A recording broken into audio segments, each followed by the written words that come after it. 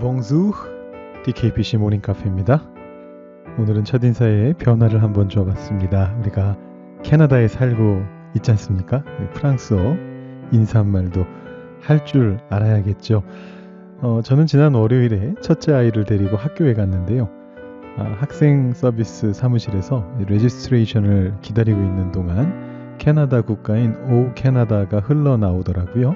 그랬더니 직원이 나오셔서, 선생님들이 나오셔서 이 국가가 흘러나오는 동안에는 일어서 달라 이렇게 요청하시더군요. 그래서 속으로 나는 캐나다 사람이 아닌데 그렇게 생각하다가 역지사지로 한국에 사는 외국인들이 애국가에 경의를 표하지 않으면 기분이 좋지 않을 것 같다 이런 생각이 들어서 얼른 일어서서 경의를 표한 바가 있습니다. 그리고는 같은 날 늘 푸른 대학에 우리 온타리오 코리안 시니어 컬리지 개강식에 참석을 했는데 시작하시면서 애국가를 부르시고 오 캐나다도 부르시고 그 다음에 제가 개강 기도를 하면서 그렇게 시작하시는 그런 모습을 봤습니다. 캐나다 한인 크리스천이라는 정체성을 한 번에 확보하신 거죠. 개강 한 번으로. 그래서 평소 못 들어보던 오 캐나다를 제가 그날 연속해서 2번이나 불렀던 그런 날이었습니다. 여러분들 중에 법적으로 캐나다인인 분도 계시겠고 아닌 분도 계시겠습니다만 캐나다에 살고 있는 한인이라는 정체성을 우리가 공유하고 있는데요. 게다가 크리스천이라는 정체성도 공유하고 있죠. 그런 의미에서 오늘은 프랑스어로 한번 인사를 드려봤습니다. 제 발음이 별로 좋지는 않았겠습니다만 여러분 어제 어떠셨나요? 하나님의 마음과 우리 주변에 있는 분들의 마음에 공감했던 그런 하루가 되셨습니까? 특별히 슬픔이 있는 분들과 공감하셨습니까? 하나님의 따뜻한 마음을 오늘도 다시 한번 품으시기를 기대하면서 수요일 DKBC 모닝 카페를 시작합니다. 예레미야의 말씀을 볼 때마다 예레미야의 따뜻한 감성과 그 감성으로 도저히 커버할 수 없는 이스라엘 백성들의 죄악들이 참 대비되고 있다. 그래서 오히려 더 강조되고 있다. 그런 생각을 해보게 됩니다. 서로 정반대에 있는 이 두 가지가 계속해서 대비되면서 강조되죠. 오늘 말씀 역시 시작부터 이 두 가지가 대비되고 있습니다. 오늘의 묵상 포인트이기도 한 구문이 1절부터 딱 하고 등장하고 있는데요. 정의를 행하며 진리를 구하는 자 그 한 사람이 등장하고 있습니다. 자, 이 구문은 오늘 말씀의 묵상 포인트이기도 하고요. 사실은 예레미야 5장 전체의 핵심 주제이기도 하고 더 나아가서는 예레미야 전체를 포괄하는 매우 중요한 표현입니다. 우리는 이 말씀을 오늘도 보고 내일도 보고 또 모레도 보게 될 것입니다. 물론 다른 포인트로 살피겠지만 말입니다. 자, 오늘 이 묵상 포인트를 더 깊게 이해하시려면 이 구문이 나오게 된 배경을 살펴볼 필요가 있겠죠. 그 배경은 여러분들도 사실은 오늘 말씀 읽으시면서 짐작하셨을 그런 배경입니다. 여러분 1절 말씀 다시 한번 보시면요. 이렇게 되어 있습니다. 너희는 예루살렘 거리로 빨리 다니며 그 넓은 거리에서 찾아보고 알라. 너희가 만일 정의를 행하며 진리를 구하는 자를 한 사람이라도 찾으면 내가 이 성읍을 용서하리라. 이거 어디서 많이 본 표현 아닌가요? 저희가 요즘 수요 예배 때 족장과 함께 걷기 시리즈 설교를 하고 있는데요. 그러고 보니까 오늘도 있군요. 오늘 수요일입니다. 아브라함과 롯이 헤어지는 장면을 오늘 수요 예배에서 보게 되는데 그리고 바로 그 직후에 얼마 되지 않아서 오늘 우리가 본 그 말씀과 거의 동일한 사건이 일어나죠. 롯이 소돔에서 구출되는 그런 사건입니다. 아브라함에게 하나님과 천사들이 나타나고요. 그리고 소돔에서 멸망이 일어날 것이다. 이 사건이 예고가 됩니다. 그랬더니 이제 아브라함이 이렇게 기도를 합니다. 자, 그 넓은 소돔과 고모라에서 50명이라도 의인이 있다면 어떻게 하시겠습니까? 하나님이 뭐라고 대답하시죠? 그 중에 50명의 의인이 있다면 그들을 위해서 온 지역을 용서하리라. 이렇게 말씀하십니다. 아브라함이 숫자를 조금씩 줄여갑니다. 마침내 10명까지 줄어듭니다. 단 10명의 의인이라도 있으면 그곳을 멸하지 않겠다라는 하나님의 약속의 말씀을 아브라함이 듣게 됩니다. 자, 그런데 안타깝게도 소돔과 고모라에는 단 10명의 의인이 없었기 때문에 멸망을 피하지 못하게 되죠. 우리는 이런 얘기를 들으면 그 오랜 옛날에 일어난 과거의 사건이다, 그렇게 생각합니다. 설마 오늘날에도 우리가 살고 있는 이 토론토에 하늘로부터 불이 내려가지고 도시가 멸망하는 그런 사건이 일어나겠습니까? 사실 우리에게 있어서는 예레미야의 시대도 그와 비슷한 과거의 사건이 될 텐데요. 그런데 따져보면 예레미야의 때에 우리가 살고 있다고 생각해 본다면 이 예레미야의 때에도 아브라함의 이야기는 사실 굉장히 먼 과거의 사건입니다. 우리가 아브라함을 생각하고 우리가 예레미야를 생각하는 것과 비슷하게 예레미야도 아브라함을 생각했을 거예요. 족장 시대는 예레미야로부터 대략 1500년 이상 이전 시대거든요. 엄청난 옛날이죠. 그래서 어쩌면 예레미야도 같은 생각을 했을지 모르겠습니다. 이거 뭐 과거에 일어난 일이지. 하나님이 또 그 시대처럼 천사를 보내서 막 도시를 불로 멸망시키고 그런 일을 하시겠어? 예루살렘이 그렇게 불로 멸망하겠어? 그렇게 생각할 만큼 머나먼 과거입니다. 그런데 예레미야는 그 당시에 예루살렘의 그 시대상을 보면서 이 소돔 사건을 떠올리는 겁니다. 예루살렘에 있는 사람들이 소돔보다 나을 게 없다라는 거예요. 오히려 더 악하다는 것입니다. 표현 자체가 다르잖아요. 소돔 고모라에 10명이라도 의인이 있으면 하나님이 그 땅을 용서하시겠다고 했거든요. 근데 지금은 뭐라고 얘기합니까? 이 넓은 예루살렘 거리에서 단 한 명이라도 의인을 찾으면 하나님이 용서하실 준비가 되어 있으시대요. 그런데 그 한 사람이 없다는 겁니다. 물론 이거는 수사적인 표현이죠. 예레미야가 있잖아요. 예레미야가 하나님 앞에 이 말씀 딱 듣고 저 있습니다. 저 여기 한 명 있습니다. 이렇게 나서지 않은 걸 보면 이 표현이 문자 그대로의 표현이 아니고 그만큼 예루살렘은 악하였고 그만큼 하나님은 그 안에서도 자비를 보이는 분이시다라는 것을 나타내기 위한 수사적인 표현이라는 것을 우리가 알게 됩니다. 자, 이 한 사람은 굉장히 상징적인 인물인 것이죠. 정의를 행하며 진리를 구하는 자. 그 한 사람이 있음으로써 성읍이 용서받게 됩니다. 성읍을 용서받게 할 그 한 사람이 있어야 한다라는 것입니다.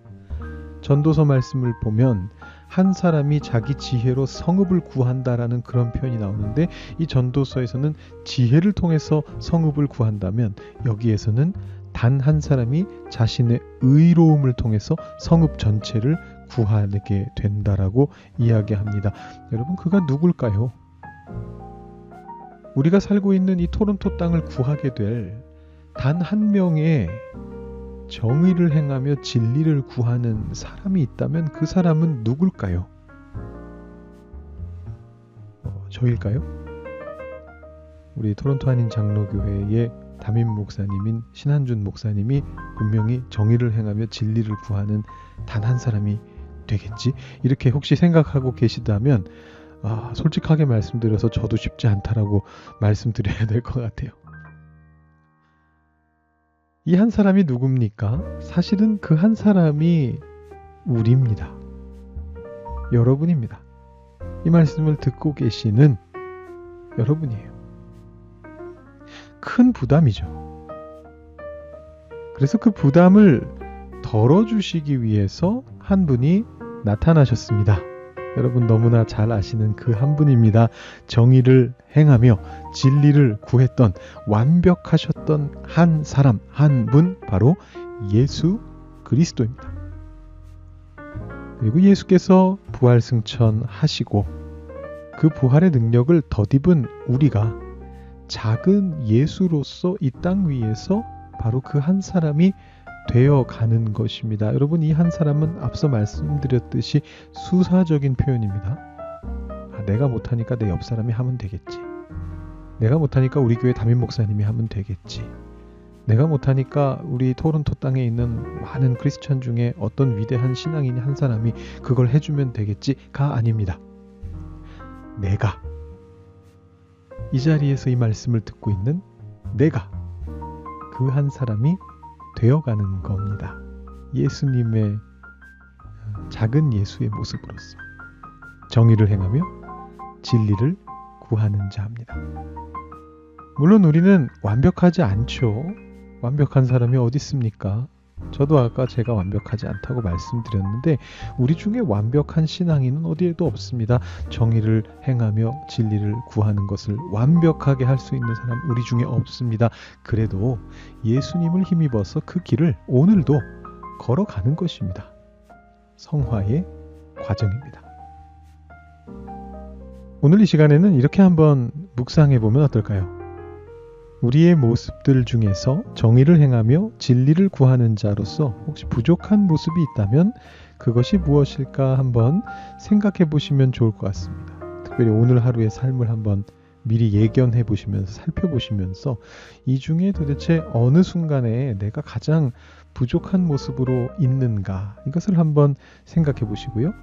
그곳이 예수님께서 꼭 계셔야 하는 곳이다. 가장 필요한 순간이다라는 것을 명심하시면서 그 부족한 부분을 주님으로 채우시길 위해서 여러분 한번 묵상해 보시고 먼저 묵상하시면서 생각하시면서 노트 테이킹 하시면서 한번 적어 보시고 그 다음에 기도해 보실 수 있으면 좋을 것 같습니다. 지금부터 여러분들께 2분 정도 음악 들려드립니다.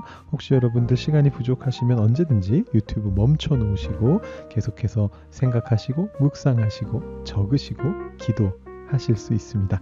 2분 후에 뵙겠습니다.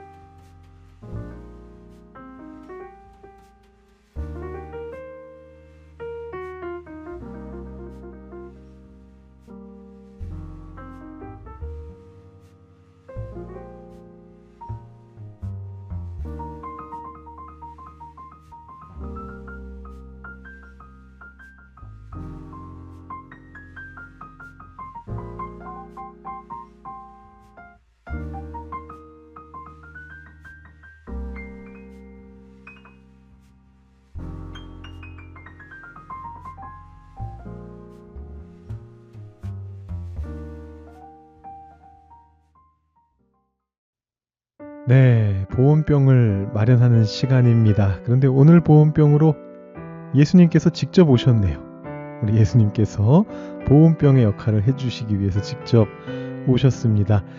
여러분 예수님께서 꼭 계셔야 하는 그 자리, 그 시간 여러분 방금 묵상하시고 방금 적어두셨고 방금 기도하셨던 바로 그 자리, 그 시간을 여러분 잊지 마시고 하루 동안 기억해 두시기 바랍니다.